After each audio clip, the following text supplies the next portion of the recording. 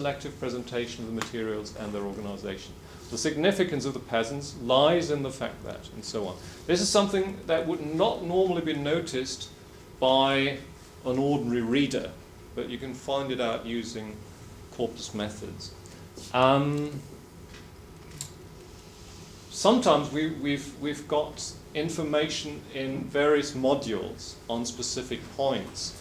For instance, this is information on how to quote in English from Module 1, where Lachlan Mackenzie has found that some verbs are used to endorse a quotation, whereas other verbs are used to express disagreement with a quotation. So, for instance, claim and argue tend to be used to express disagreement. And then in Module 3, we provide the relevant constructions that can be used. Perhaps I can show you a few examples.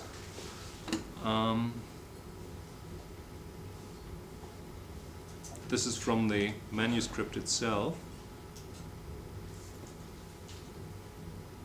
So we start out with things like introducing a topic. This article first focuses on two areas. Is this readable? Is it? No, it's too small. Okay.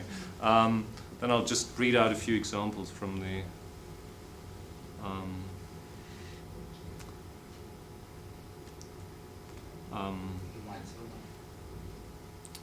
Yeah, how much?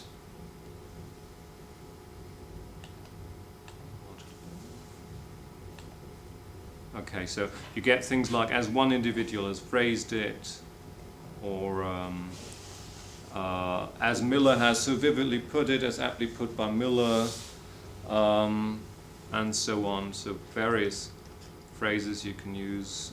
Wrote Voltaire, Worcester observes, we are told. Basically, we've tried to capture everything that you find in natural English language texts. Obviously, the basic structures, Landau says, notes, suggests, and so on. This is quite well known, but we've also got less frequent structures or more interesting structures in there. Perhaps another example from the chapter on, or the section on expressing opinions. There are lots of phrases that writers use to ward off criticism, and I've called these suggesters. And these are ubiquitous in academic texts, and there are various ways of, various types of these suggesters, as you can see here. You get adverbs like obviously, clearly, plainly, and so on. Obviousness in this case is metaphorized as clarity. Here it's metaphorized as absence of doubt. No one could deny that. It's undeniable that. You get it's metaphorized as certainty as well. One thing is certain, it's certain that, and so on.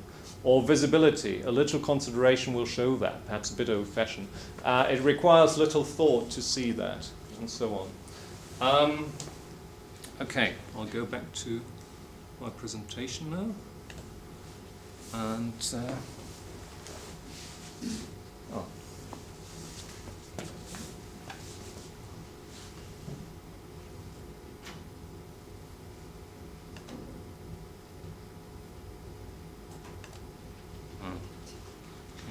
go to. You can go back. Slide. Go to slide. You can go to slide and then scroll. Go back to the slides. One can go to slide 35.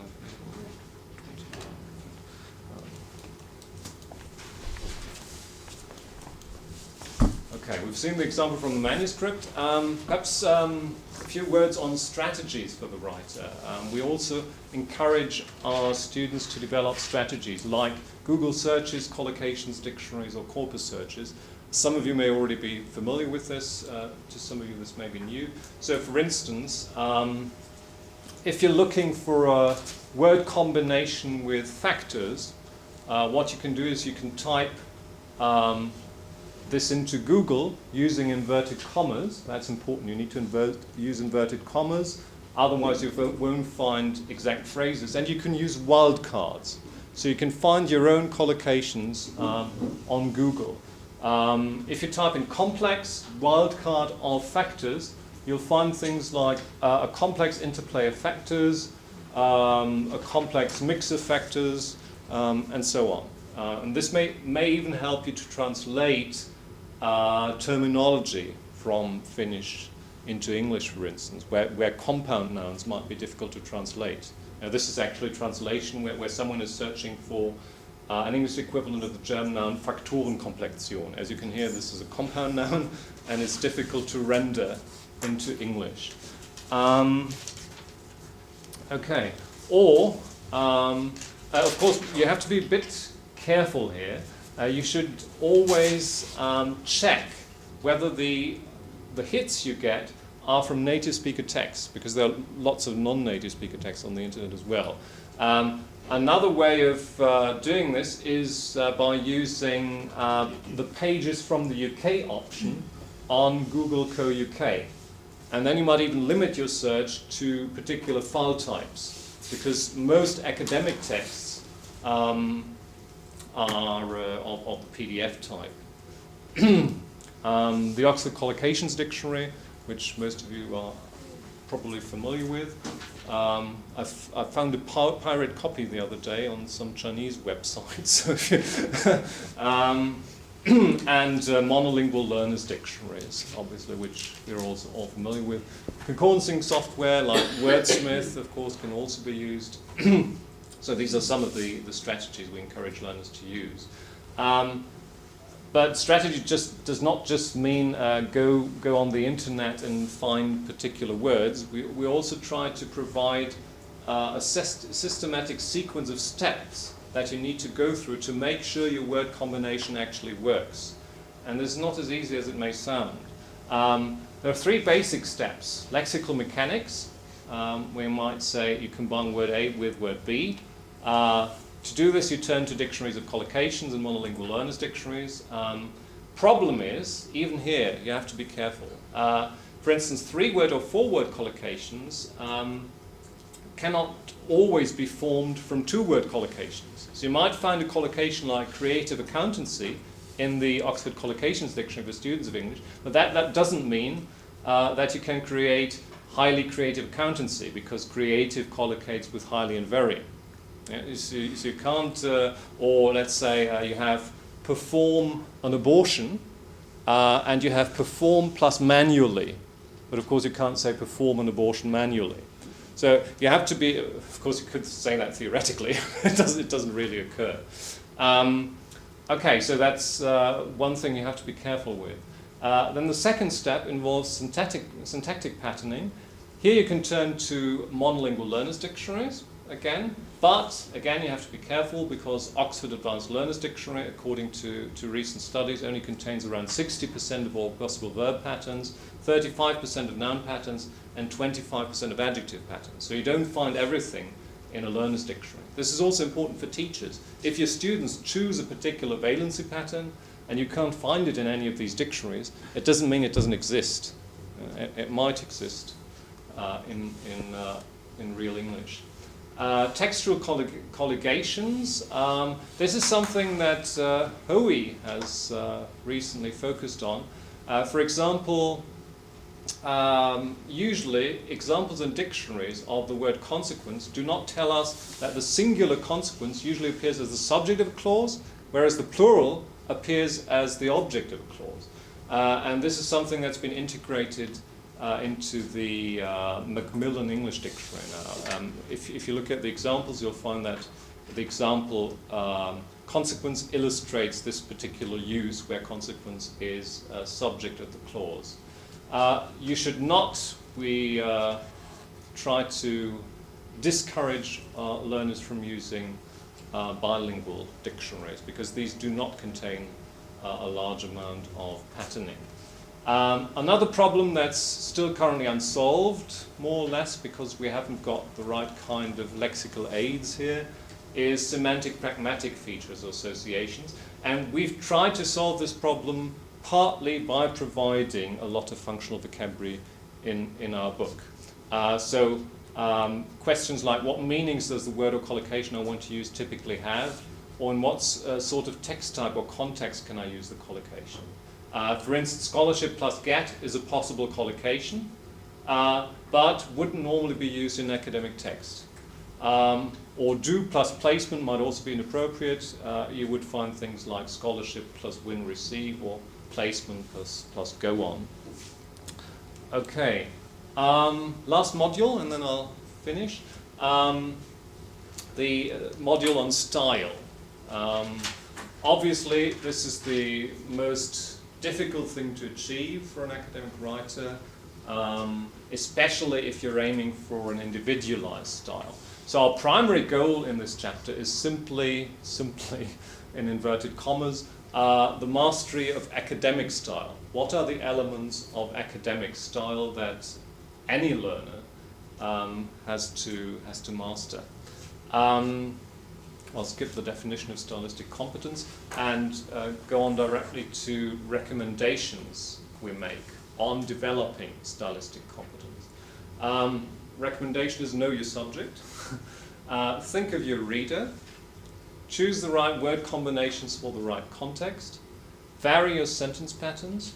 Structure your text clearly and logically. Do not digress. That's typical of German texts, digression, Exkurse.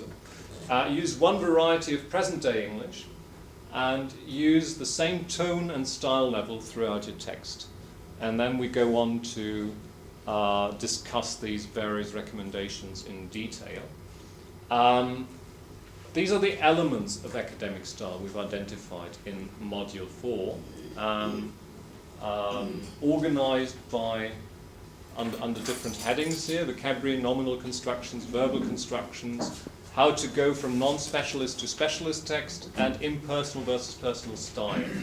So obviously you get things like formal words and expressions, but we always take a balanced view of this. For instance, on the academic writing website of the University of Hong Kong, you'll find things like never use phrasal verbs in academic texts. We've checked that, and we've found that's not true. Native writers use a lot of phrasal verbs in their academic texts.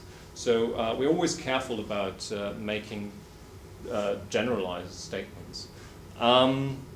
Technical terms, routine formulae, which we've already discussed. Nominal construction, that's a very difficult subject, especially from a German point of view. When do you nominalize and when do you verbalize? Verbal constructions, passive construction, participial clauses. Again, something that non-native writers are often unsure of, the use of participial clauses in English. Well, non-specialist to specialist text and impersonal versus personal style. I'll give a few more concrete examples of this. Now, the basic thing that the non-native writer needs to understand is how to create special language. And we've provided a formula for this, very simple formula borrowed from Faulkner 1998. In colloquial language, you get sentences like, he couldn't drive because he was tired. If you turn that into special language, you get, his inability to drive was caused by fatigue.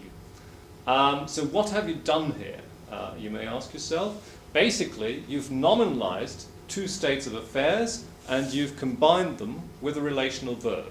And that's the cooking recipe, you might say, for academic text. A very basic cooking recipe. State of affairs A is set in relation to state of affairs B. Now, we also try to provide a functional justification for nominalization, because there are lots of style guides around that will tell you whenever you can verbalize, do so.